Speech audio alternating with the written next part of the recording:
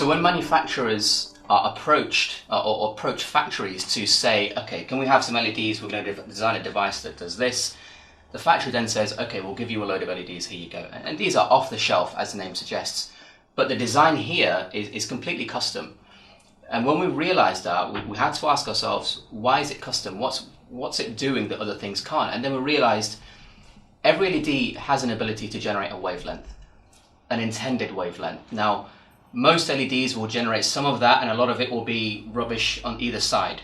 But the LEDs here is much more narrow in terms of its accuracy. Most of what it's producing is at the intended wavelength. And when I translate that clinically, what that means is I'm actually causing clinical results to happen, because the stuff coming out of this machine is the stuff that I need to cause biological changes. These targets in the skin, if the right wavelength isn't hit, there's no point doing anything because it's going to cause literally zero change. Now, if we're talking about, say, the blue light setting at 415, the tolerance of this machine is 2 nanometers, which means the worst you're going to get is 413 or 417. A lot of manufacturers, their device tolerance is much, much bigger than that. So there's a lot of wasted energy, there's a lot of wasted light. I'm all about clinical results.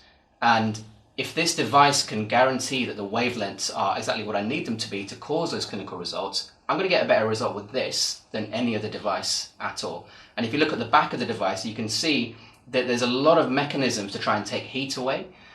Some devices just don't have this, so then it begs the question, well, LEDs naturally generate a heat profile. If they're not being taken away, it's just going to reduce the function over time. So I know that using this machine, I'm going to get a great lifespan as well, because when the heat is taken away, this is going to last for many more years than any other device. So it's cheaper in the long term to buy something like this that's high quality, because I don't need to keep replacing it.